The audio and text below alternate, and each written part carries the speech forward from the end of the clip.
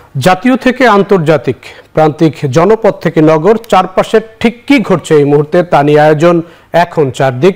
আপনার সঙ্গে আছি আমি জাহিদ হাসান। অন্তর্বর্তী সরকারের প্রধান উপদেষ্টা ডক্টর মোহাম্মদ ইউনূস এবং পাকিস্তানের প্রধানমন্ত্রী শেহবাজ শরীফের মধ্যে দ্বিপাক্ষিক বৈঠক হয়েছে। যুক্তরাষ্ট্রের নিউ ইয়র্কে জাতিসংঘের ৭৯তম অধিবেশনের ষষ্ঠ দিনে সাধারণ অধিবেশনের ফাঁকে দুই দেশের সরকার প্রধানের মাঝে এই বৈঠক হয়।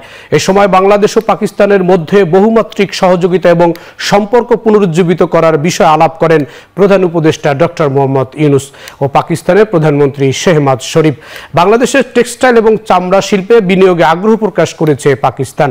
এছাড়া দুই দেশের যুব কর্মসূচি বিনিময় নিয়েও আলাপ করেন ডক্টর ইউনূস। দুই দেশের মধ্যে পারস্পরিক সহযোগিতা বাড়াতে সার্কের কার্যকারিতা জোরদার নিয়ে আলাপ করেন প্রধান উপদেষ্টা। দুই দেশের মধ্যে যৌথ কমিশন ফের সক্রিয় করার বিষয়েও আলোচনা হয়েছে। আলোচনাকালে পররাষ্ট্র উপদেষ্টা তৌহিদ হোসেন উপস্থিত ছিলেন।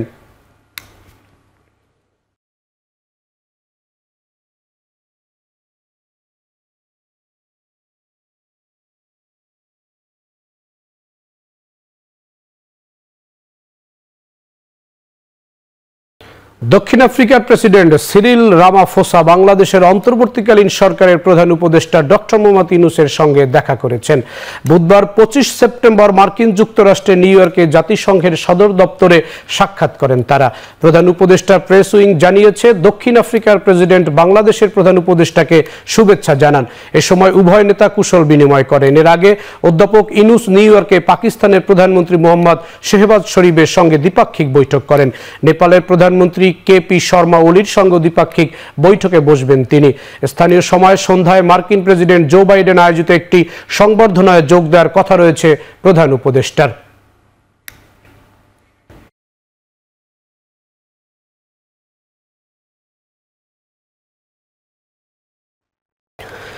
যুক্তরাষ্ট্রের নিউ ইয়র্কে চলছে জাতিসংঘের ৭৯তম অধিবেশন। ষষ্ঠ দিনে অন্তর্বর্তী সরকারের প্রধান উপদেষ্টা প্রফেসর ডক্টর ইউনূসের রয়েছে বেশ কিছু কর্মসূচি। সেসব বিষয় জানাতে নিউ ইয়র্ক থেকে যুক্ত হচ্ছেন সহকর্মী মাহমুদ রাকিব। রাকিব, যুক্তরাষ্ট্রের প্রেসিডেন্টের আমন্ত্রণে রাষ্ট্রপ্রধানের সম্মানে আয়োজিত অনুষ্ঠানটি কখন এবং সেখানে বাংলাদেশের প্রধান উপদেষ্টা যোগ দিচ্ছেন কিনা?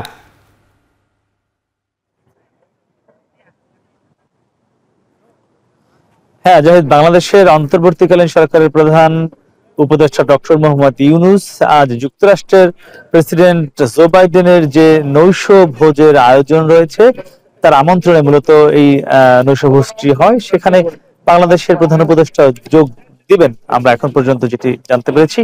এবং যেহেতু নৈশভোজ, সে কারণে এই আয়োজনটি আজকে সন্ধ্যার পরে শুরু হবে যুক্তরাষ্ট্রের স্থানীয় সময়।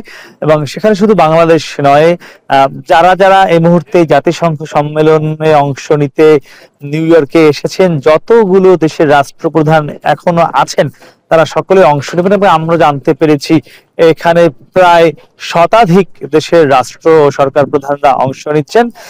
তবে এই আয়োজনে কিন্তু মূলত উন্নত বিশ্বগুলো বা ক্ষমতাধর রাষ্ট্রগুলোর রাষ্ট্রপ্রধানদের দিকেই সবার নজর থাকে, তাদেরকে ঘিরেই এই আয়োজন হয় মার্কিন প্রেসিডেন্টের পাশাপাশি। তো আজকের এই আয়োজনে আমরা এখন পর্যন্ত যতটুকু জানছি বা আশপাশ থেকে খবর পাচ্ছি বা যারা এখানে যারা বিশ্ব নেতা রয়েছেন, অন্যান্য দেশের গণমাধ্যম কর্মী রয়েছেন, তাদের মাধ্যমে শোনা যাচ্ছে যে ডক্টর মোহাম্মদ ইউনূসও কিন্তু আজকের এই জো বাইডেনের আমন্ত্রণে যে নৈশভোজ, সেখানে অনেকটা গুরুত্বপূর্ণ হয়ে উঠতে পারেন। এর কারণ হিসেবে তারা বলছেন, গতকালকে যে দ্বিপাক্ষিক বৈঠকটি হয়েছে এটি কিন্তু সকল দেশের গণমাধ্যম কিংবা সকল দেশের রাষ্ট্রপ্রধান বা যারা যারা এসেছেন সকলের কাছে একটি আলোচনার বিষয় ছিল। এবং আমরা কিন্তু গতকাল এটিও দেখেছি, যখন বাংলাদেশের অন্তর্বর্তীকালীন সরকারের প্রধান জাতিসংঘে অংশ নিতে প্রবেশ করছিলেন, তারা যে ভিআইপি প্রবেশ মুখগুলো রয়েছে সেখান থেকে, কিংবা আমরা দেখেছি যখন তিনি তার যে হোটেলে থাকেন হায়াত হোটেল হায়াত ইন্টারন্যাশনাল, সেখানে আমরা দেখেছি বিভিন্ন দেশের গণমাধ্যম কর্মীদের ভিড়। বিশেষ করে আমাদের পার্শ্ববর্তী দেশ ভারতের সংবাদ কর্মীরা কিন্তু অনেক বেশি আগ্রহ প্রকাশ করছে ডক্টর মোহাম্মদ ইউনূসের ইন্টারভিউ নিতে কিংবা তার কাছাকাছি গিয়ে কথা বলতে। যদিও এখন পর্যন্ত ডক্টর মোহাম্মদ ইউনূস তার যে নির্ধারিত সময়সূচি বা নির্ধারিত যে শিডিউল, এর বাইরে এখনো পর্যন্ত কোনো কারোর সাথে কথা বলেননি।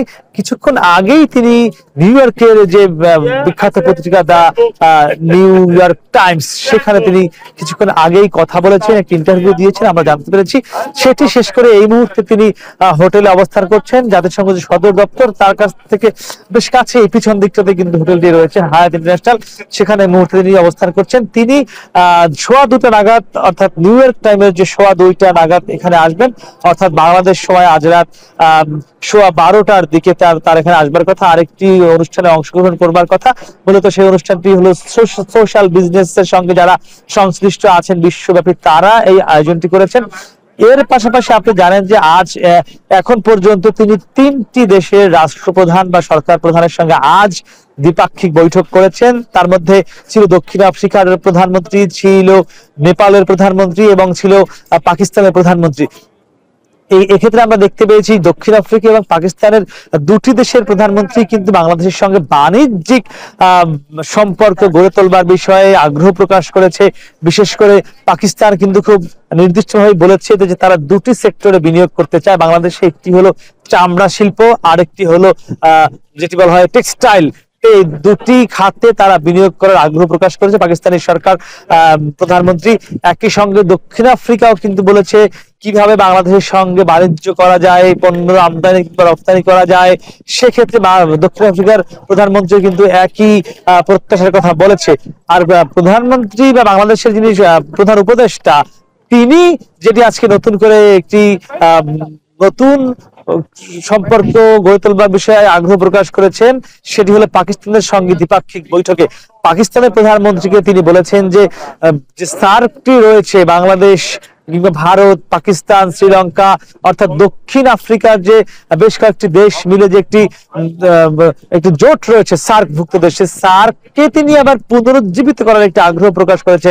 আপনি জানেন যে মূলত আমাদের পার্শ্ববর্তী দেশ ভারতের অনেকটা অনীহার কারণে এই মুহূর্তে সার্ক অনেকটা অকার্যকর অবস্থায় রয়েছে। তো এখন যদি সেই সার্কটি আবার পুনরুজ্জীবিত হয়, এটি কিন্তু অনেক বড় একটি সুযোগ আবার তৈরি হবে দক্ষিণ এশিয়ার দেশগুলোর জন্য, সেটি হোক অর্থনৈতিক, হোক ভূরাজনৈতিক, কিংবা হোক জলবায়ু পরিবর্তনের কারণে যে দক্ষিণ এশিয়ার দেশগুলো নানান সংকটে রয়েছে। এই সব সংকট কিন্তু সমাধানে নতুন করে একটি ক্ষেত্র তৈরি হতে পারে সার্ক পুনরুজ্জীবিত হওয়ার কারণে। একই সঙ্গে তিনি পাকিস্তানের তরুণদের সঙ্গে বাংলাদেশের তরুণদের একটি কনফারেন্স করারও আগ্রহ প্রকাশ করেছে বাংলাদেশ এবং পাকিস্তানের সরকার প্রধানরা। তো আমরা কিন্তু সচরাচর জাতিসংঘ সম্মেলনে পাকিস্তানের সঙ্গে খুব বেশি আগ্রহের জায়গা থেকে এমন দ্বিপাক্ষিক বৈঠক কিন্তু খুব সাম্প্রতিক সময় দেখিনি। এবার কিন্তু সেটিও হলো, অর্থাৎ অনেকগুলো কিন্তু সিগনিফিকেন্ট ব্যাপার ঘটছে। মার্কিন প্রেসিডেন্টের সঙ্গে গতকালকে একদম মার্কিন প্রেসিডেন্ট পূর্ণ সমর্থন দিয়ে অন্তর্বর্তীকালীন সরকারকে শতভাগ কিন্তু তারা স্বীকৃতি দিয়েছে, বলেছে তারা সম্পর্ক বাংলাদেশকে রিবিল্ড করতে চায়, পুনর্নির্মাণে তারা তাদের যে অবদান সেটি রাখতে চায়। আজকে পাকিস্তানের সঙ্গে এই দ্বিপাক্ষিক বৈঠক দিয়ে কিন্তু এটি আরো এক ধাপ বাংলাদেশ এগিয়ে যাবার একটি প্ল্যাটফর্ম তৈরি হলো। তো দেখা যাক সন্ধ্যার সময় যে নৈশভোজটি রয়েছে জো বাইডেনের আমন্ত্রণে, সেখানে আজকে বাংলাদেশের প্রধান উপদেষ্টা ডক্টর মোহাম্মদ ইউনূস কতটা গুরুত্ব পায় এটি আমরা তখন জানাতে পারবো। আমার কাছে এখন পর্যন্ত এই ছিল সবশেষ। জাতিসংঘে নিউ ইয়র্ক থেকে জানাচ্ছিলেন সহকর্মী মাহমুদ রাকিব। চলে যাচ্ছি পরের সংবাদে। বাংলাদেশের অন্তর্বর্তী সরকারকে পূর্ণ সমর্থন এবং সহযোগিতার আশ্বাস দিয়েছেন যুক্তরাষ্ট্র। নিউ ইয়র্কে জাতিসংঘের সাধারণ অধিবেশনের ফাঁকে প্রধান উপদেষ্টা ডক্টর মোহাম্মদ ইউনূসের সঙ্গে বৈঠকে মার্কিন প্রেসিডেন্ট এই কথা জানান। স্থানীয় সময় মঙ্গলবার বেলা 11টায় জাতিসংঘ সদর দপ্তরে দুই নেতার বৈঠক হয়। জাতিসংঘ সদর দপ্তরে মার্কিন প্রেসিডেন্টের এ ধরনের বৈঠক বিরল ঘটনা। বৈঠকে ডক্টর ইউনূস বিগত সরকারের আমলে সব ধরনের নিপীড়নের বিরুদ্ধে শিক্ষার্থীদের সাহসী ভূমিকা ও বাংলাদেশ পুনর্গঠনে তাদের গুরুত্বপূর্ণ অবদানের কথা জো বাইডেনকে জানান। অধ্যাপক ডক্টর ইউনূস জোর দিয়ে বলেন, দেশ পুনর্গঠনে তার সরকারকে অবশ্যই সফল হতে হবে। এ সময় মার্কিন প্রেসিডেন্ট যে কোনো সাহায্যে বাংলাদেশ সরকারের পাশে থাকার আশ্বাস দেন। প্রেসিডেন্ট বাইডেন বলেন, শিক্ষার্থীরা যদি দেশের জন্য এত ত্যাগ স্বীকার করতে পারে তাহলে যুক্তরাষ্ট্রেরও তাদের পূর্ণ সহযোগিতা করা উচিত। বৈঠকে প্রধান উপদেষ্টা জুলাই আগস্ট বিপ্লব চলাকালীন ও এরপরে বাংলাদেশি শিক্ষার্থীদের আঁকা দেয়াল চিত্রের ছবি সংবলিত দ্য আর্ট অব ট্রায়াম্ফ শীর্ষক আর্ট বুক মার্কিন প্রেসিডেন্ট জো বাইডেনকে উপহার দেন। এটা ছিল একটা রেয়ার মিটিং এবং বাংলাদেশের হিস্ট্রিতে, ইউএনজি এর হিস্ট্রিতে যে একজন ইউএস প্রেসিডেন্ট বাংলাদেশের একজন হেড অফ গভর্নমেন্টের সাথে ইউএনজি এর সাইডলাইনে কথা বললেন। মিটিংটা খুবই বন্ধুত্বপূর্ণ ছিল। জো বাইডেন বলেছেন যে তার ফুল সাপোর্ট আছে বাংলাদেশের প্রতি, বাংলাদেশের interim government, professor Yunus led যে ইন্টারিম গভর্নমেন্টের প্রতি, এবং উনি জানতে চেয়েছেন কি কি সাপোর্ট লাগবে আরও। হ্যাঁ, এবং উনি বলেছেন যে এই স্টুডেন্টরা যদি এত স্যাক্রিফাইস করতে পারে তাহলে আমরাও তো আরও অনেক কিছু করতে পারি। জুলাই অগাস্ট যে রেভলিউশন, সেটার একটা প্রেক্ষাপট উনি তুলে ধরেন, কিভাবে হলো, কিভাবে টাইরান্ট চলে যেতে বাধ্য হলো। জাস্টিন ট্রুডো বাংলাদেশের গভর্নমেন্টকে তার সাপোর্টের কথা বলেছেন। ইতালিয়ান প্রাইম মিনিস্টারের সাথে মিটিংয়ে মাইগ্রেশনের কথা এসছে, আমাদের সাথে যাতে ফর্মাল চ্যানেলে মাইগ্রেশনটা যাতে বাড়ে। IMF এর কাছ থেকে সাপোর্ট চাওয়া হয়েছে, IMF সাপোর্ট দিতে রাজি, এবং উনি স্বতঃস্ফূর্তভাবে বলেছেন যে কি ধরনের সাপোর্ট লাগলে বলবেন, এবং এটাও বলেছেন যে ফ্রেন্ডস অফ বাংলাদেশদেরকে নিয়েই ওনারা একটা কোঅর্ডিনেশন মিটিংও করতে পারেন। বাংলাদেশের প্রাতিষ্ঠানিক কাঠামো সংস্কারে কানাডা সহায়তা করতে প্রস্তুত বলে জানিয়েছেন দেশটির প্রধানমন্ত্রী জাস্টিন ট্রুডো। জাতিসংঘ সাধারণ অধিবেশনের ফাঁকে অন্তর্বর্তী সরকারের প্রধান উপদেষ্টা ডক্টর মোহাম্মদ ইউনূসের সঙ্গে বৈঠকে কথা বলান জানান তিনি। সংক্ষিপ্ত বৈঠকে দুই নেতা বাংলাদেশ কানাডা সম্পর্ক আরও দৃঢ় করার উপায়, জনসাধারণের স্বাধীনতা আরও বিস্তৃত করা, প্রাতিষ্ঠানিক সংস্কার এবং বাংলাদেশের তরুণ সমাজকে সহায়তা করার বিষয়ে আলোচনা করেন। এ সময় প্রধান উপদেষ্টা পূর্ববর্তী সরকার দেশের প্রতিষ্ঠানগুলোকে কিভাবে ধ্বংস করেছিল সে বিষয় তুলে ধরেন। তিনি বাংলাদেশের সঙ্গে কানাডার বন্ধুত্বপূর্ণ সম্পর্ক এবং অন্তর্বর্তী সরকারের প্রতি কানাডা সরকারের সমর্থনের জন্য প্রশংসা করেন। প্রধান উপদেষ্টা বাংলাদেশের শিক্ষার্থীদের যেন আরও বেশি ভিসা দেওয়া হয় সে বিষয়ে কানাডার প্রধানমন্ত্রীকে অনুরোধ করেন। কানাডার প্রধানমন্ত্রীর কাছে ছাত্র আন্দোলনের সময় এবং পরে শিক্ষার্থী ও তরুণদের আঁকা দেয়াল চিত্রের আর্ট বই দ্য আর্ট অব ট্রায়াম্ফ উপহার দেন ডক্টর ইউনূস। এছাড়া অধিবেশনের ফাঁকে ফাঁকে ডক্টর মোহাম্মদ ইউনূসের সঙ্গে দেখা করেছেন IMF এর ব্যবস্থাপনা পরিচালক ক্রিস্টালিনা জর্জিয়েভা ও ইতালির প্রধানমন্ত্রী জর্জিয়া মেলোনি।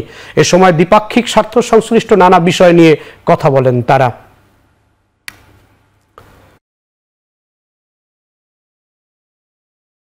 রোহিঙ্গা ইস্যুতে জাতিসংঘের উচ্চ পর্যায়ের পার্শ্ব বৈঠকে দ্রুত প্রত্যাবাসনের পদক্ষেপ সহ 3 প্রস্তাব দিয়েছেন প্রধান উপদেষ্টা ডক্টর মোহাম্মদ ইউনূস।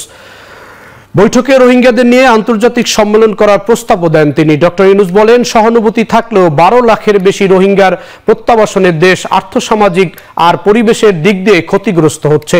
বাংলাদেশ এই সংকট সমাধানের সীমা অতিক্রম করেছে, তবে তাদের নিজ দেশে নিরাপদে ফিরিয়ে দিতে বাংলাদেশ সব সহযোগিতা করবে বলেও জানান তিনি আরো বলেন, এখন পর্যন্ত অনেক প্রস্তাব আন্তর্জাতিকভাবে গৃহীত হলেও একজন রোহিঙ্গাকেও মিয়ানমার ফেরত পাঠানো সম্ভব হয়নি।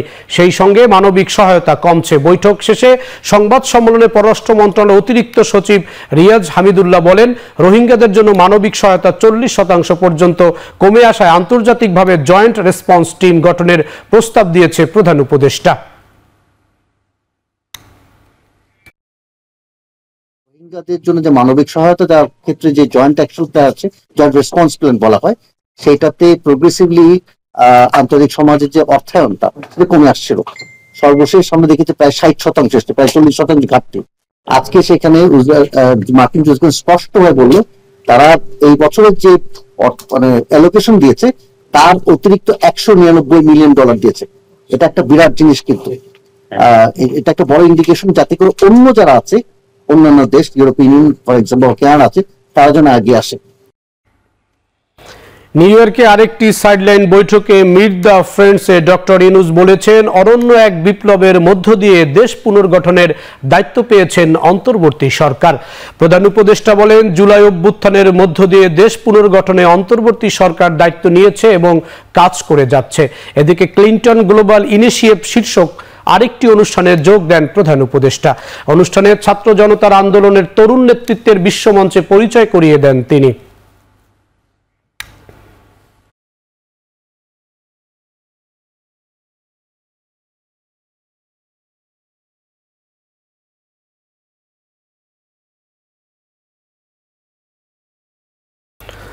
দুর্বল ও তারল্য ঘাটতিতে থাকা ব্যাংকগুলোকে দেয়া ঋণ দাতা ব্যাংক চাইলে 3 দিনের মধ্যে ফেরত দেবে কেন্দ্রীয় ব্যাংক। বুধবার বিকেলে 10টি ব্যাংকের এমডির সঙ্গে জরুরি বৈঠকে প্রতিশ্রুতি দেন কেন্দ্রীয় bank governor doctor Ahsan H Mansur. চলতি মূলধনে ঘাটতিতে থাকা ব্যাংকগুলোকে চাইলে ইচ্ছে মতো ঋণ পাবে না, কোন ব্যাংক কত ঋণ পাবে তা নির্ধারণ করবে বাংলাদেশ ব্যাংক। আর ঋণের সুদের হার নির্ধারিত হবে দুপক্ষের ঐক্যমতের ভিত্তিতে। ব্যাংক ব্যবস্থাপকরা জানান, ইতিবাচক আলোচনা হলেও ব্যাংকগুলোর বোর্ড সভায় গ্যারান্টি ফ্যাসিলিটির বিষয়টি উত্থাপনের পরেই সিদ্ধান্ত নেওয়া সম্ভব হবে। অপারেশনাল গাইডলাইন একটা দরকার আছে, সেটা আমরা চেয়েছি কি করব এবং ওনারা কীভাবে করবেন, গ্যারেন্টি ফরম্যাটটা কেমন হবে। যেমন গ্যারেন্টির ব্যাপারে ওনারা বলেছে দেওয়ার টাকা চাওয়ার 3 দিনের মধ্যে উনি আমাদেরকে টাকাটা দিয়ে দেবেন বাংলাদেশ ব্যাংক। আর একটা যেটা হচ্ছে যে ইন্টারেস্ট রেট নিয়ে কথা হয়েছে, বলছি এটা আপনার বাইলেটারি ঠিক করবেন যে আপনারা যাকে টাকা দিচ্ছেন সে কোন রেটে নেবে না নেবে সেটার উপর ডিপেন্ড করবে, এবং বাংলাদেশ ব্যাংক ইন্টারেস্ট সহকারে সেই টাকাটা আমাদেরকে দিয়ে দেবে। আমরা আশা করব অত্যন্ত দ্রুততম সময়ে যে সকল ব্যাংকের কাছে তার সারপ্লাস আছে তারা আমাদের এই চুক্তিটার প্রতি শ্রদ্ধা প্রদর্শন করবে এবং লিকুইডিটি সমস্যায় পতিত যে ব্যাংকগুলো তাদেরকে সাহায্যের ক্ষেত্রে এগিয়ে আসবে। পোশাক শ্রমিকদের হাজিরা বোনাস 225 টাকা বাড়ানো সহ শ্রমিকদের 18টি দাবি মেনে নেয় বুধবার থেকে পুরোদমে খুলছে সব পোশাক কারখানা। বুধবার সকালে কাজে যোগ দেন পোশাক শ্রমিকরা। উৎপাদন শুরু হয়েছে সাভারের প্রায় সবকটি কারখানায়, তবে বন্ধ রয়েছে 14টি কারখানা আর 5টি কারখানায় দেয়া হয়েছে সাধারণ ছুটি, যার মধ্যে 4টি ইপিজেডের। বন্ধ থাকা কারখানাগুলোর বেশিরভাগই আর্থিক সংকটের কারণে বন্ধ রয়েছে বলে মালিক পক্ষ জানিয়েছে। এদিকে গাজীপুর সবগুলো পোশাক কারখানাগুলোতে কাজ যোগ দেন শ্রমিকরা। স্বাভাবিকভাবে চলছে উৎপাদন কার্যক্রম। নতুন করে কোনো সংকট দেখা না দিলে ওভারটাইম করে ক্ষতি পুষিয়ে নেওয়ার কথা বলছেন কারখানা মালিকরা। এলাকায় নিরাপত্তা নিশ্চিতে মোতায়েন রয়েছে শিল্প পুলিশ, র্যাব ও সেনাবাহিনী। দেশের ভোগ্যপণ্যের অন্যতম পাইকারি বাজার খাতুনগঞ্জে বেড়েছে চিনির দাম। কয়েকদিনের ব্যবধানে প্রতি বস্তায় দাম বেড়েছে 200 থেকে 300 টাকা, আর কেজিতে দাম বেড়েছে 5 থেকে 6 টাকা। খোলা চিনির পাশাপাশি পাইকারিতে বেড়েছে প্যাকেটজাত চিনির দাম। খুচরা 132 টাকা মূল্যে বিক্রি হচ্ছে প্যাকেটজাত চিনি, পাইকারিতে সেটি 1 টাকা বেড়ে বিক্রি হচ্ছে 127 টাকায়। ব্যবসায়ীরা বলছেন, এসালমের মিল থেকে সরবরাহ কম হওয়ায় বেড়েছে দাম। আড়তদারদের দাবি, বর্তমান পরিস্থিতিতে এসালম নতুন করে চিনি আমদানিতে জটিলতায় পড়েছে। আমদানি করা যাচ্ছে না অপরিশোধিত চিনি পরিশোধনের কাঁচামালও। অন্যদিকে আন্তর্জাতিক বাজারে দাম বৃদ্ধির প্রভাবও দেশের বাজারে পড়েছে বলে মনে করেন ব্যবসায়ীরা।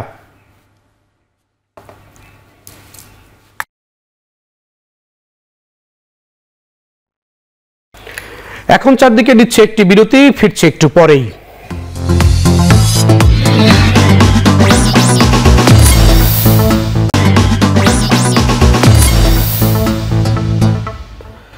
ফিরে এলাম বিরতির পর। আপনারা দেখছেন এখন চারদিক। কক্সবাজারের চকরিয়ায় ডাকাতি প্রতিরোধ করতে গিয়ে সেনাবাহিনীর লেফটেন্যান্ট তানজিম সারোয়ার নির্জন হত্যার ঘটনায় হত্যা ও অস্ত্র আইনে চকরিয়া থানায় 2টি মামলা দায়ের হয়েছে। সেই মামলায় গ্রেফতার করা 6 জনকে কারাগারে পাঠানোর নির্দেশ দিয়েছে চকরিয়া সিনিয়র জুডিশিয়াল ম্যাজিস্ট্রেট আদালত। এ বিষয়ে বিস্তারিত জানাতে চকরিয়া থানা থেকে সরাসরি যুক্ত হচ্ছেন সহকর্মী মনতোষ বেদজ্ঞ। মনতোষ, 2টি মামলার বিষয়ে বিস্তারিত জানাবেন।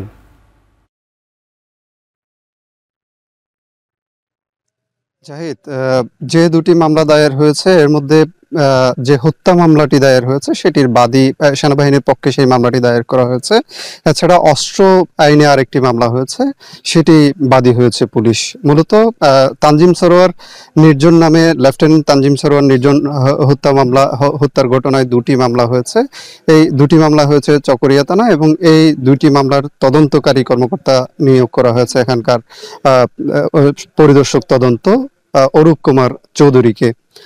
আমরা তার সাথে কথা বলেছি। তিনি যেটি বলছেন যে এই মামলায় যারা আসামি রয়েছেন, বিশেষ করে 6 জনকে, এখানে যে 6 জনকে গ্রেফতার দেখানো হয়েছে তারাই মূলত এই মামলার এজাহারভুক্ত আসামি হিসেবে তাদের দেখানো হয়েছে। এর পাশাপাশি অজ্ঞাত আসামি রাখা হয়েছে আরো 10 থেকে 12 জনকে। তাদেরকে এখন পর্যন্ত পুলিশের পক্ষ থেকে এবং সেনাবাহিনীর পক্ষ থেকে ব্যাপকভাবে অভিযান চলছে বিভিন্ন এলাকায়, এবং এই ঘটনার সাথে যারা পুরোপুরি জড়িত রয়েছে তাদের সম্পূর্ণভাবে সকলকে গ্রেফতার না করা পর্যন্ত এই অভিযান চলবে বলে তারা আমাদেরকে জানিয়েছেন। এবং আজকে মূলত রাত 9:30টার দিকে যে 6 জনকে গ্রেপ্তার করা হয়েছে তাদেরকে আজকে রাত 9:30টার দিকে চকরিয়ার সিনিয়র জুডিশিয়াল ম্যাজিস্ট্রেট আদালতে তোলা হয় এবং সেখানে আমরা দেখেছি যে ওই সময় পুরো আদালত প্রাঙ্গণ ঘিরে কিন্তু কড়া নিরাপত্তা ব্যবস্থা নেওয়া হয়।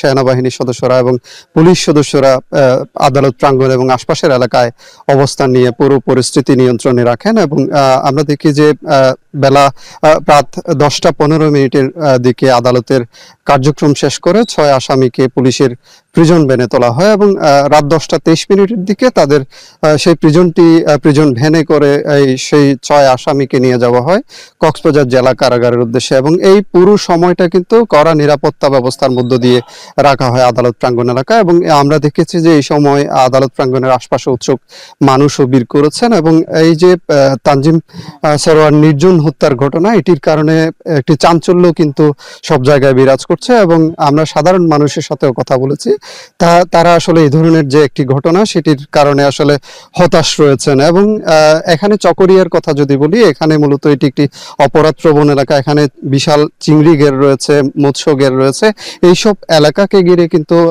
ব্যাপক সংঘবদ্ধ একটি চক্র এখানে সবসময় অপকর্মে লিপ্ত থাকে।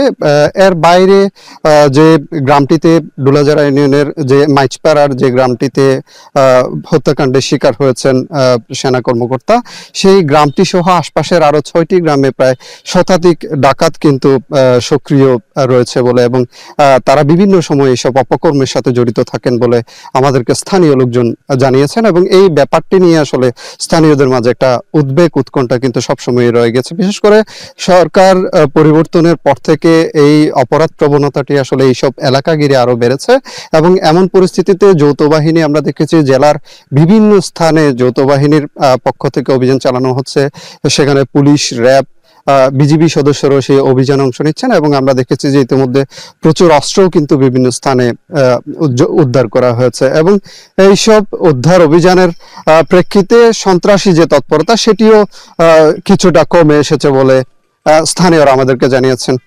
তো কক্সবাজারের চকরিয়া থানা প্রাঙ্গণ থেকে এই ছিল আমার কাছে সবশেষ। চকবাজারের চকরিয়া থেকে সরাসরি যুক্ত ছিলেন সহকর্মী মনতোষ। চলে যাচ্ছি পরের খবরে। রাজধানীর বাড্ডা থানা পৃথক 3 হত্যা মামলায় সাবেক সমাজ কল্যাণ মন্ত্রী দীপু মনি, 2 মামলায় সাবেক বেসরকারি বিনিয়োগ বিষয়ক উপদেষ্টা সালমান এফ রহমান, সাবেক আইনমন্ত্রী আনিসুল হক ও টেলিযোগাযোগ প্রতিমন্ত্রী জুনায়েদ আহমেদ পলক এবং 1 মামলায় সাংবাদিক মোজাম্মেল হক বাবুকে গ্রেফতার দেখিয়ে কারাগারের পাঠানোর নির্দেশ দিয়েছে আদালত। বুধবার সকালে আসামিদের আদালতে হাজির করে গ্রেফতার দেখানোর আবেদন জানায় মামলাগুলোর তদন্তকারী কর্মকর্তারা। এ সময় রাষ্ট্রপক্ষের আইনজীবী জানান, এই আসামিরা গণ অভ্যুত্থানে পুলিশ এবং আওয়ামী লীগের সন্ত্রাসীদের ছাত্র জনতার মিছিলে সরাসরি গুলি চালানোর নির্দেশ দেন। তাই আসামিরা কোনোভাবেই হত্যার দায় হতে মুক্তি পেতে পারেন না, তারা জামিন পেলে গণ অভ্যুত্থান ব্যর্থ হবে। অন্যদিকে আসামিদের নির্দোষ দাবি করে জামিন চান তাদের আইনজীবীরা। উভয় পক্ষের শুনানি শেষে ম্যাজিস্ট্রেট আরফাতুল রাকিব আসামিদের গ্রেফতারে আবেদন মঞ্জুর করেন এবং কারাগারে পাঠানোর নির্দেশ দেন।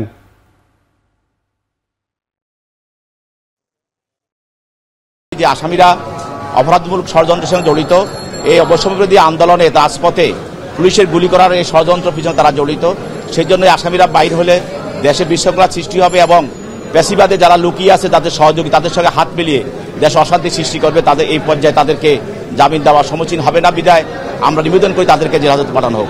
বিজ্ঞ আদালত উভয় পক্ষের বক্তব্য শোনার পর তাদের জামিন আবেদন নামঞ্জুর করে তাকে জেল হাজতে প্রেরণ করেন। আজ পর্যন্ত ওনারা আদালতে কারো কোনো সাক্ষীর স্টেটমেন্ট আদালতে উপস্থাপন করতে পারেনি যে ওনারা বলেছে যে হ্যাঁ ওনারা ঘটনাস্থলে ছিল বা ওনারা এই বিষয়ে ষড়যন্ত্র করেছে বা এই ঘটনা ওনারা জানে, ওনারা ঘটনার সময় কোথায় ছিল, এইসব বিষয়ে কোনো সুনির্দিষ্ট কোনো তথ্য প্রমাণ কিছুই তারা দিতে পারে নাই। এটা তারা মানে ঢালাওভাবে এই মামলাগুলো তারা সন্নিবেশ করতেছে। এটা আমরা মনে করি এরা ন্যায় বিচার পরিপন্থী হচ্ছে, তাদেরকে হয়রানি করা হচ্ছে। আমরা এই সমস্ত আদেশ আইন অনুযায়ী হচ্ছে না, আমরা মনে করি আমরা প্রয়োজনে এই সমস্ত আদেশের বিরুদ্ধে উচ্চ আদালতে যাব এবং সেখানে আমরা ন্যায় বিচার পাবো, এটা আমরা আশা প্রকাশ করছি। এটা তো ফজ্জলকে পিটিয়ে হত্যার ঘটনায় ঢাকা বিশ্ববিদ্যালয় ফজলুল হক মুসলিম হলের প্রভোস্ট 15 জনের বিরুদ্ধে মামলা করেছেন নিহতের পরিবার। বুধবার ঢাকার সিএমএম আদালতে নিহতের বোন মামলা দায়ের করেন। আদালতে মামলাটি আমলে নিয়ে ঢাকা বিশ্ববিদ্যালয়ে করা মামলার তদন্ত প্রতিবেদন আসা পর্যন্ত এই মামলার কার্যক্রম বন্ধ রাখতে বলেছেন। বাদীর আইনজীবী জানান, ঘটনার ভিডিওতে সবার চেহারা পরিষ্কার দেখা গেলেও ঢাকা বিশ্ববিদ্যালয়ের মামলায় কাউকে নির্দিষ্ট করে আসামি করা হয়নি। আসামি করা হয়েছে অজ্ঞাতদের, তাই নতুন করে আসামিদের নাম উল্লেখ করে মামলা করা হয়েছে। হত্যার ঘটনায় বিশ্ববিদ্যালয়ের কোনোভাবেই দায় এড়াতে পারে না বলেও জানান আইনজীবী। এ সময় নিহতের বোন জানান, ঢাকা বিশ্ববিদ্যালয়ের মতো একটি জায়গায় একজন মানসিক ভারসাম্যহীন ব্যক্তিকে পিটিয়ে মেরে ফেলা মানা যায় না। ঘটনায় দায়ীদের বিচার নিশ্চিতের দাবি জানান তিনি।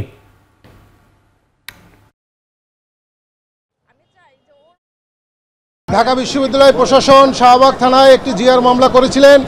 সেখানে অজ্ঞাতনামা হিসেবে আসামি করা হয়েছে, কাউকে স্পেসিফিক করে আসামি করা হয় নাই। অজ্ঞাতনামা হিসেবে আসামি করায় মামলা করায় আমরা তাদের এই মামলা নিয়ে সন্দিহান।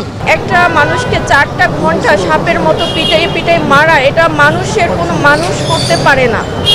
জানি না যে ওনাদের আসলে কোন মায়ের পেটে জন্ম হয়েছে যে এরকমের হিংস্র হইতে পারে একটা মানুষের সাথে, তাও একটা মানসিক ভারসাম্যহীন মানুষের সাথে। এই জন্যই হলো আমি এখানে আসা। আর আমি চাই যে ন্যায় বিচার হোক এবং কঠিন থেকে কঠিনতম শাস্তি হোক। চট্টগ্রামে গান গেয়ে শাহাদাতকে পিটিয়ে হত্যার ঘটনায় জড়িত 3 জনকে গ্রেফতার করেছে পুলিশ। মঙ্গলবার বিকেল থেকে রাত পর্যন্ত নগরীর বিভিন্ন এলাকায় অভিযান পরিচালনা করে তাদের গ্রেফতার করা হয়। গ্রেফতার হওয়াদের নাম ফরহাদ হোসেন জুয়েল, মোহাম্মদ সালমান ও আনিসুর রহমান ইফাত। পুলিশ জানায়, শাহাদাতকে পিটিয়ে হত্যার ঘটনায় 20 জন জড়িত ছিল। ছিনতাইকারী সন্দেহে গত 14 আগস্ট দফায় দফায় পিটিয়ে মারা হয় শাহাদাতকে। পরে তার মরদেহ প্রায় 1 কিলোমিটার দূরে প্রবর্তক মোড় এলাকায় নালায় ফেলে দেওয়া হয়। পরে ঘটনার ভিডিও সোশ্যাল মিডিয়ায় ভাইরাল হলে আসামিদের চিহ্নিত করা হয়। এ ঘটনায় ছাত্রদের কেউ জড়িত নয় বলছে পুলিশ। মূলত চট্টগ্রাম ছাত্র জনতা ট্রাফিক নামে একটি হোয়াটসঅ্যাপ গ্রুপ খুলে নানান রকম অপকর্ম করত বলে একটি চক্র। পরিচয় বা কোনো ধরনের কোনো সম্পর্কই নাই, শুধুমাত্র ছিনতাইকারী সন্দেহে তাকে এভাবে মারধর করা হয়। শুধুমাত্র সন্দেহের ভিত্তিতে তাকে মারধর করা হয়। আপনারা একটা টার্ম শুনছেন যে মব জাস্টিস, এই জাতীয় কোনো কিছু। এটা আসলে মব জাস্টিস না, মব ইনজাস্টিস হইতে পারে আর কি। শুধুমাত্র সন্দেহের ভিত্তিতে তাকে মারধর করে তাকে হত্যা করা হয়। শেখ হাসিনা সরকারের আমলে বিভিন্ন সময় তাদের স্বজনরা গুম হয়েছেন দাবি করে আন্তর্জাতিক অপরাধ ট্রাইব্যুনালে অভিযোগ দায়ের করেছে 11টি পরিবার। গুমের সঙ্গে জড়িত সবার বিচার চান তারা। এর মধ্যে 6 মাস গুম করে রাখায় শেখ হাসিনা সহ 25 জনের বিরুদ্ধে ট্রাইব্যুনালে অভিযোগ করেন এক আইনজীবী। বুধবার গুম হওয়া পরিবারের সদস্যদের অভিযোগ দাখিল শেষে সাংবাদিকদের কথা জানান ট্রাইব্যুনালের প্রধান প্রসিকিউটর মোহাম্মদ তাজুল ইসলাম। বলেন, সারা দেশে শেখ হাসিনা সরকারের আমলে গুম হওয়া ব্যক্তি এবং পরিবারের সদস্যদের দেওয়া তথ্য যাচাই বাছাই শেষে মামলা করা হবে। এ পর্যন্ত ট্রাইব্যুনালে 40টির বেশি অভিযোগ দায়ের করা হয়েছে বলেও জানান তিনি।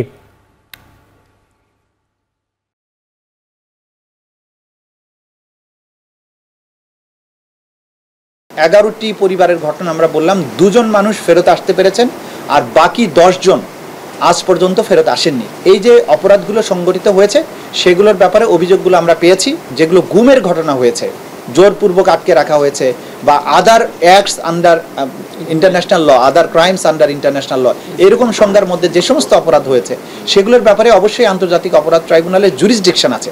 কিন্তু সেগুলো বিচারের জন্য যথার্থ হবে কিনা সেটা পর্যালোচনার পরে, তদন্তের পরেই বলা যাবে। প্রতারণার অভিযোগে চ্যানেল আইয়ের বার্তা প্রধান শাইখ সিরাজ সহ 5 জনের বিরুদ্ধে মামলা করেছেন চ্যানেলটির সাবেক উপস্থাপিকা ফারজানা ব্রাউনিয়া। মামলাটি আমলে নিয়ে সিআইডিকে তদন্ত করে প্রতিবেদন দাখিলের নির্দেশ দিয়েছেন আদালত। মঙ্গলবার ঢাকার চিফ মেট্রোপলিটন ম্যাজিস্ট্রেট আদালতে ফারজানা ব্রাউনিয়া বাদী হয়ে মামলাটি করেন। তার আইনজীবী বলেন, 2018 সালে কোটা সংস্কার আন্দোলনের সময় চ্যানেল আই প্রচারিত স্বর্ণ কিশোরী অনুষ্ঠানটি কোনো নোটিশ ছাড়াই বন্ধ করে দেয়া হয়। সেই সাথে অনুষ্ঠানটির উপস্থাপিকার বেতনও বন্ধ করে দেয়া হয়। পরিশোধ করা হয়নি পাওনা টাকাও। বাদীর অভিযোগ, শেখ হাসিনার নির্দেশে জনপ্রিয় অনুষ্ঠানটি বন্ধ করে দেন শাইখ সিরাজ। 2018 সালে আন্দোলনকারীদের পক্ষে স্বর্ণ কিশোরীদের নিয়ে যখন অবস্থান নেয়, ওনার স্বর্ণ কিশোরী বন্ধ করে দেয় এবং ওনার ওইখানে যে চাকরি ছিল চাকরি থেকে বিনা নোটিশে ওনাকে আর চাকরি ফেরত দেয় নাই। শাইখ সিরাজকে প্রথম যখন আমরা একটি লিগ্যাল নোটিশ পাঠিয়েছি, তিনি জানিয়েছেন যে বোর্ড এটাতে জড়িত। যেহেতু ফরিদুর রেজা সাগর বিদেশে ছিলেন, অসুস্থ ছিলেন দীর্ঘ সময়, তিনি এই বিষয়ে কিছু জানেন না বিধায় পরবর্তীতে তাকে অনুরোধ করলে তিনি বলেন বোর্ডে তিনি এটা প্লেস করতে পারছেন না। এরপরে আমি বোর্ডের, যেহেতু উনি লিখেছেন শাইখ সিরাজ, বোর্ডের সকলে এটার সাথে সম্পৃক্ত, বোর্ডের বাকি সকলকে এখানে সম্পৃক্ত করা হয়েছে। এখন চারদিকে নিচ্ছে একটি বিরতি, ফিরছি একটু পরেই।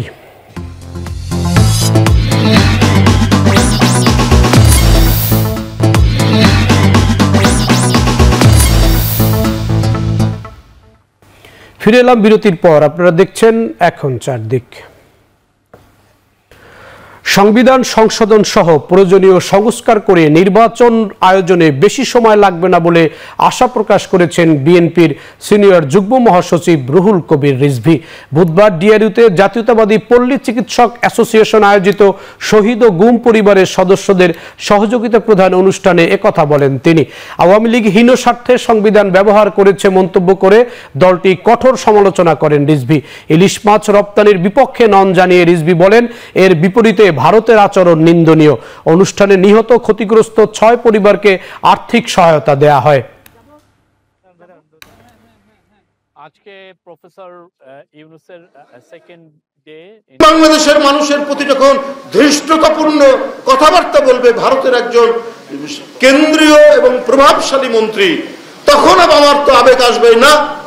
এরা তো আমাদের সাথে বন্ধুত্ব চায় না, জনগণের সাথে বন্ধুত্ব চায় না। এরা বন্ধুত্ব চায় শুধু শেখ হাসিনার মতো একজন ভয়ঙ্কর রক্ত পিপাসু। যুক্তরাষ্ট্রের নিউ ইয়র্কে চলছে জাতিসংঘের ৭৯তম অধিবেশন। ষষ্ঠ দিনে অন্তর্বর্তী সরকারের প্রধান উপদেষ্টা প্রফেসর ডক্টর মোহাম্মদ ইউনূসের রয়েছে বেশ কিছু কর্মসূচি। এ বিষয়ে ব্রিফ করছেন প্রধান উপদেষ্টার প্রেস সচিব শফিকুল আলম। সরাসরি চলে যাচ্ছি সেখানে। এছাড়া পরবর্তীতে এসেছিলেন সামান্তা পাওয়ার, যিনি ইউএসএআইডির আপনারা জানেন অ্যাডমিনিস্ট্রেটর। উনি বাংলাদেশের সাথে ইউএসএ সম্পর্ক আরো কতটা সুদৃঢ় করা যায় এবং কোন কোন জায়গায় ইউএসএআইডি বাংলাদেশের সাথে কাজ করতে পারে সেই বিষয়ে জানতে চেয়ে আলাপ হয়েছে। এবং আপনি জানেন যে ইউএসএআইডি বাংলাদেশের ওয়ান অফ দ্য লার্জেস্ট, অনেক ডোনার বলতে পারেন, এবং অনেক পুরো বাংলাদেশের স্বাধীনতার পরের থেকেই ইউএসএআইডির যে রোল, এটা খুবই বাংলাদেশের খুবই বন্ধুত্বপূর্ণ একটা রোল। এবং বাংলাদেশের বিভিন্ন ইস্যুতে আপনি জানেন একটা সময় ফ্যামিলি প্ল্যানিং এ তাদের ইনভেস্টমেন্ট ছিল, বাংলাদেশে অনেক কিছু ডেভেলপমেন্ট ওয়ার্কে তাদের নিবিড় সম্পর্ক। তার পরবর্তীতে আমাদের চিফ অ্যাডভাইজার মহোদয় ইউএনএ আসেন। ইউএনএ আসলে ওনার ইউএনজি এর মিটিং এর সাইড লাইনে পাকিস্তানের প্রাইম মিনিস্টার শাহবাজ শরীফের সাথে কথা হয় এবং পরবর্তীতে ফলকার টুর্ক, আপনি জানেন ইউএনএ হিউম্যান রাইটস অফিসের যিনি চিফ, তার সাথে কথা হয়। এবং খুবই দুটো গুরুত্বপূর্ণ মিটিং। পাকিস্তানের প্রাইম মিনিস্টারের সাথে মূল যে আলোচনা ছিল যে আমাদের সাথে পাকিস্তানের বায়োলেটারাল সম্পর্ক কিভাবে আরো রিভাইটালাইজ করা যায়। এবং ওই সময় স্যার একটা জিনিস স্যার বলেছেন যে সার্ককে কিভাবে রিভাইভ করা যায়। আপনি জানেন সার্কের সামিট হচ্ছে না 2014 সালের পরের থেকে, এবং প্রফেসর ইউনূসের একটা ভিশন হচ্ছে সার্ককে আবার রিভাইভাল করা এবং সার্ক যাতে এই সাউথ এশিয়ার যে 170-80 বা 200 কোটি, প্রায় 200 কোটি লোকের যে মানুষের যেন কণ্ঠস্বর হিসেবে এমার্জ করে, মানুষের যে অ্যাসপিরেশন গুলো, যে সাউথ এশিয়ার পিপলের যাতে নিবিড় সম্পর্ক, আরো ইকোনমিক ইন্টিগ্রেশন হয়, ওদের রিজিওনাল কোঅপারেশন যাতে আরো সুদৃঢ় হয়, সেই জন্য প্রফেসর ইউনূস এই বিষয়ে কয়েকবার আপনি দেখেছেন যে গত 1 মাসে উনি অনেকগুলো বলেছেন যে স্যারকে আমাদের রিভাইভ করতে হবে। এবং সেই ক্ষেত্রে পাকিস্তানের প্রাইম মিনিস্টার উনাকে বলেছেন যে উনি সাপোর্ট করবেন আর কি। আর পরবর্তীতে উনি ফলকার টুর্কের সাথে যেটা নিয়ে হয়েছে, আপনি জানেন ইউএন রাইটস অফিসের থেকে বাংলাদেশে একটা ফ্যাক্ট ফাইন্ডিং মিশন কাজ করছে। এই ফ্যাক্ট ফাইন্ডিং মিশন কাজ নিয়েই কথাবার্তা মূলত হয়েছে এবং বাংলাদেশের তরফ থেকে বলা হয়েছে যে আমাদের যে ধরনের সাপোর্ট লাগে আমরা দিব। ওরা অবশ্যই ওই যে জুলাই অগাস্টে যে হত্যাকাণ্ড হয়েছে, যে ধরনের হিউম্যান রাইটস এর অ্যাবিউজ হয়েছে, সেগুলো নিয়ে ওরা কাজ করবে এবং ইভেনচুয়ালি ওরা এটার উপর একটা প্রতিবেদন দিবে। তো এই বিষয়ে ফলকার তুর্কের সাথে আলাপ হয়েছে।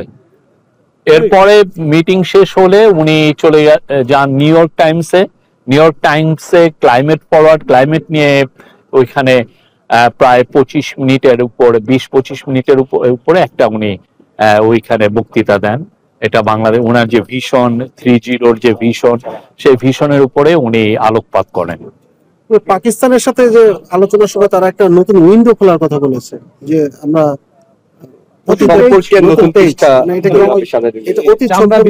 বিনিয়োগের কথা বলেছে। এটা আমার যে ডেপুটি প্রেস সেক্রেটারি উনি ওই মিটিংটা ছিলেন, উনি একটু এটা বলবেন।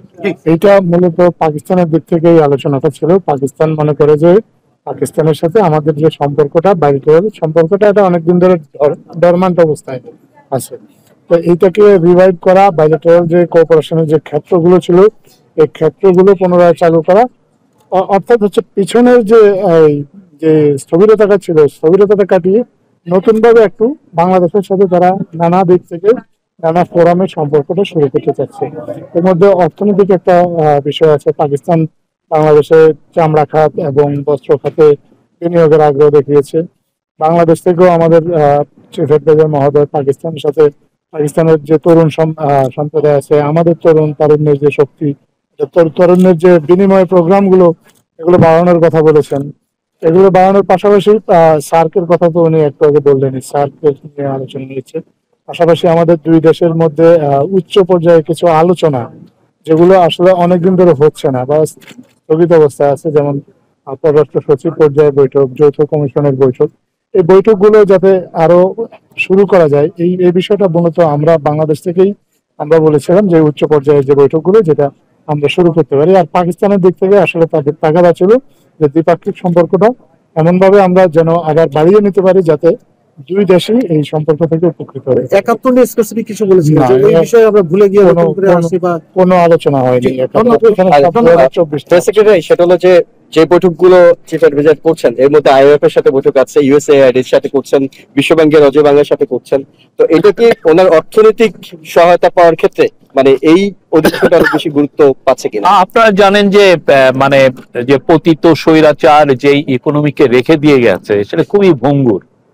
এই ভঙ্গুর একটা ইকোনমিকে আবার সতেজ করার এখন পুরো দায়িত্বটা হয়েছে ইন্টারিম গভর্নমেন্টের, এবং প্রফেসর ইউনূসের এটা এখন একটা হাই মানে আমি বলি যে খুবই ইম্পর্টেন্সের একটা জায়গা হচ্ছে যে ইকোনমিকে কিভাবে রিভাইটালাইজ করা যায়।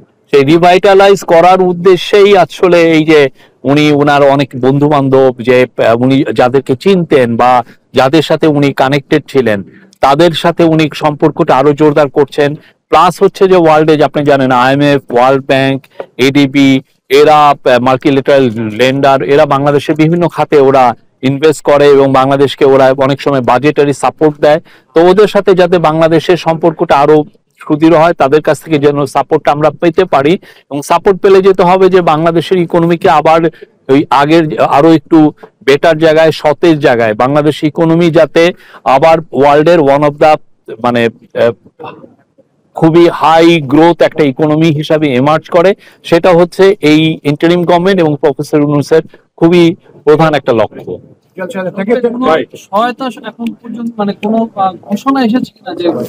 সবাই একটা জিনিস, আপনি ওয়ার্ল্ড ব্যাংক থেকে তো আপনারা দেখেছেন গত এক সপ্তাহ আগে ওয়ার্ল্ড ব্যাংক কিন্তু বলেছে যে $2 বিলিয়ন ওরা এক্সট্রা দিবে।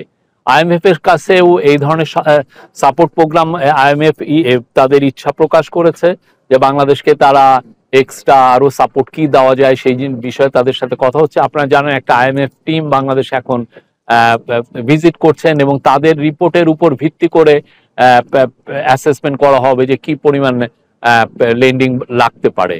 আর একই অ্যাট দ্য সেম টাইম এডিবির সাউথ এশিয়া চিফ আসছিলেন, তার সাথেও কথা হয়েছে। পুরো জিনিসগুলো হচ্ছে যে বাংলাদেশের ইকোনমিকে যাতে আবার হাই গ্রোথ একটা ইকোনমি হিসাবে বাংলাদেশের ইকোনমি যাতে এমার্জ করে, এবং আপনি জানেন গ্রোথ হলে জব হবে। ইয়াং যে ছেলেরা যারা স্যাক্রিফাইস করলো, তারা চায় বাংলাদেশের ইকোনমি যাতে একটা রিভাইটালাইজ হয়, এবং সেই আলোকে যে পরিমাণ কাজ দরকার তার চেয়ে আমি আরো বলবো যে অনেক অনেক বেশি কাজ করা হচ্ছে।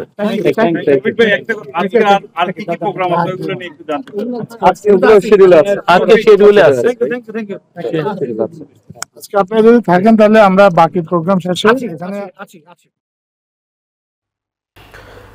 যুক্তরাষ্ট্রের নিউ ইয়র্কে যুক্ত ছিলাম আমরা সরাসরি, সেখানে কথা বলছিলেন প্রধান উপদেষ্টার প্রেস সেক্রেটারি শফিকুল আলম। চলে যাচ্ছি পরবর্তী সংবাদে।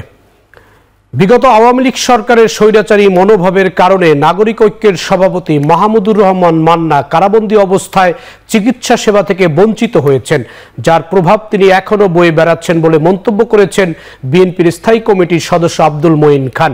বুধবার সকালে বঙ্গবন্ধু শেখ মুজিব মেডিকেল বিশ্ববিদ্যালয় হাসপাতালে চিকিৎসাধীন রাজনীতিবিদ মাহমুদুর রহমান মান্নাকে দেখতে গিয়ে তিনি একথা বলেন। চিকিৎসকদের বরাত দিয়ে তিনি জানান, মাহমুদুর রহমান মান্নার শারীরিক অবস্থার কিছুটা উন্নতি হলেও চিকিৎসকদের নিবিড় পর্যবেক্ষণে থাকবেন তিনি।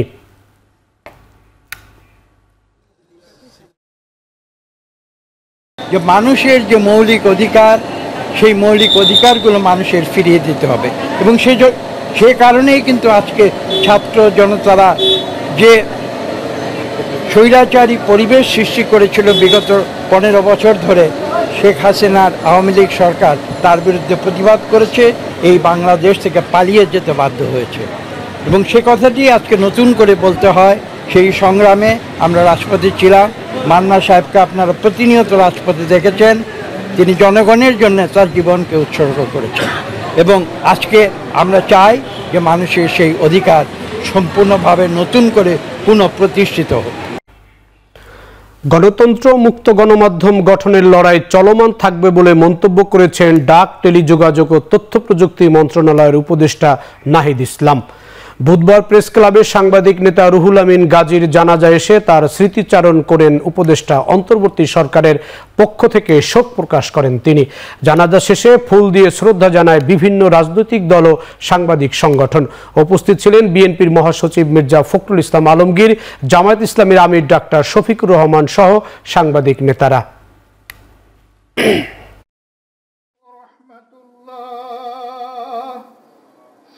আসসালামু আলাইকুম ওয়া রাহমাতুল্লাহ। আমাদের এখানে সালাম ভাই আছে, তারপরে বিএনপি স্থায়ী কমিটির মেম্বার, তারপরে শামীম ভাই আছেন। ট্যুর অপারেটর ও ট্যুর গাইড বিধিমালার বিভিন্ন অসঙ্গতি দূর করা ও মূসক প্রত্যাহারের দাবি জানিয়েছে tour operators association of Bangladesh, টোয়াব। বুধবার সকালে জাতীয় প্রেস ক্লাবে এক সংবাদ সম্মেলনে সংগঠনের নেতারা বলেন, ট্যুর অপারেটরদের নিবন্ধন সংক্রান্ত নতুন গেজেটে কিছু নিয়ম ও শর্তাবলী মেনে চলা কঠিন। গেজেটে উল্লেখিত বিধিনিষেধ এবং নীতিমালা বাস্তবায়ন হলে পর্যটন শিল্প ক্ষতিগ্রস্ত হবে বলে দাবি করেন তারা। বিধিমালায় নিবন্ধন ও পরিচালনার জন্য লাইসেন্স আবেদনের ক্ষেত্রে যে ফি ধরা হয়েছে সেটি কমিয়ে আনার দাবি করেন ট্যুর অপারেটররা।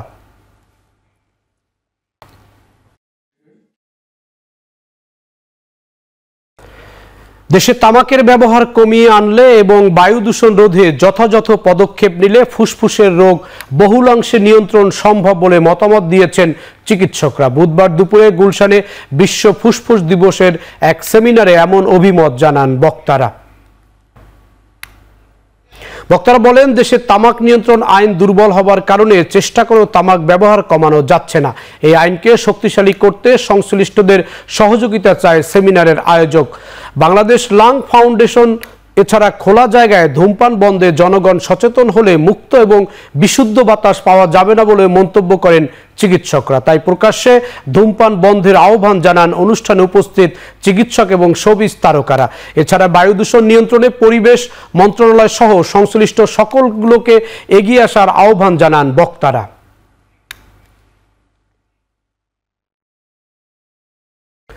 ছাত্র জনতার গণ অভ্যুত্থান নিয়ে 2 দিনের আলোকচিত্রী প্রদর্শনী শুরু হয়েছে ঢাকা বিশ্ববিদ্যালয়ে, যার শিরোনাম ম্যাস অপারাইজিং 2024।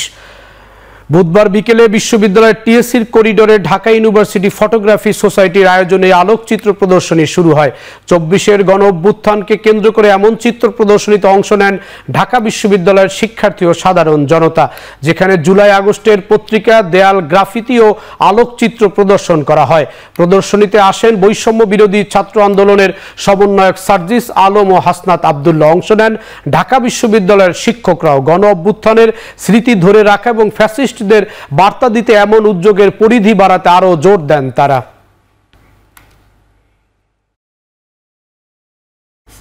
এখন চারদিকে নিচ্ছি আরেকটি বিরতি, ফিরছি একটু পরেই।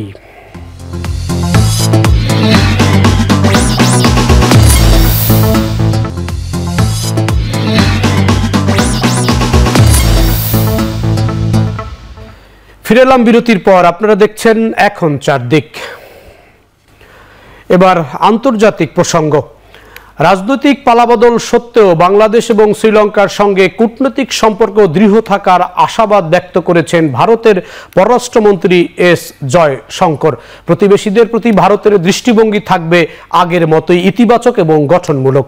মঙ্গলবার যুক্তরাষ্ট্রের নিউ ইয়র্কে India, Asia and the law and the world নামক এক আলোচনা সভায় কথা বলেছেন ভারতের পররাষ্ট্রমন্ত্রী। দুই দেশের সঙ্গে সম্পর্ক নিয়ে আগাম কোনো ধারণায় উপনীত না হওয়ার অনুরোধ জানিয়ে জয়শঙ্কর বলেন, ভারত তার প্রতিবেশীদের রাজনীতি নিয়ন্ত্রণ করতে চাইছে এমন ধারণা ভুল। এক দশক ধরে বাংলাদেশের সঙ্গে ভারতের অর্থনৈতিক সহযোগিতা ইতিবাচক সম্পর্কের ভিত্তি হিসাবে মন্তব্য করেন তিনি।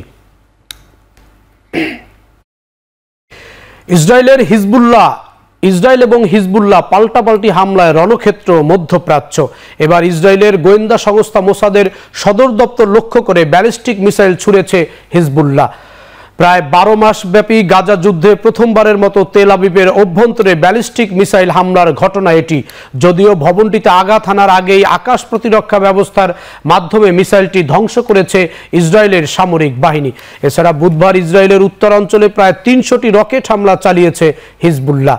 পাশাপাশি ইরাকের ইসলামিক রেসিস্ট্যান্স ড্রোন হামলা চালিয়েছে ইসরায়েল অধিকৃত গোলান মালভূমিতে। এদিকে লেবাননের যুদ্ধ বিমানের মাধ্যমে হামলা অব্যাহত রেখেছে ইসরায়েল। 4 দিন ধরে চলা সংঘর্ষে লেবানন প্রাণহানি কমপক্ষে 569 জন। হামলা থেকে বাঁচতে দেশটির দক্ষিণাঞ্চল ছেড়ে পালিয়েছেন 10,000-এর বেশি বাসিন্দারা।